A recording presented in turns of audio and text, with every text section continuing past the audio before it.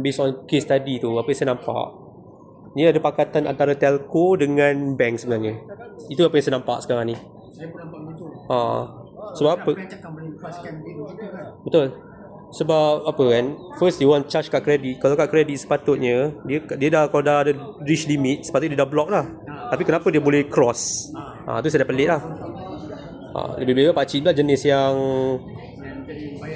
dia on time kan, no matter what lah kata kan. No matter what nya pasalnya orang. Jadi dia jenis yang, jadi dia orang, jadi saya tengok kat sini ada syndicate between telco ni, telco dengan bank ni sendiri. Tapi kita tak boleh tahu lah bank siapa. Siapa, mungkin kalau dia orang tengok muka pakcik ni, dia kenal siapa yang dimasukkan kan. Jadi itulah, apa-apa pun kita sama-sama hati-hati lah. Beli telco apa-apa pun, kena make sure yang kita kena bagi anak-anak.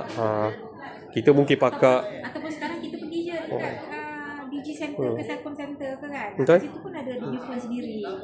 Dia macam ni lah cik. Senang cerita, kita mungkin pakar dalam kad kredit, tapi kita belum tentu pakar dalam bahagian scammer. Macam tu lah.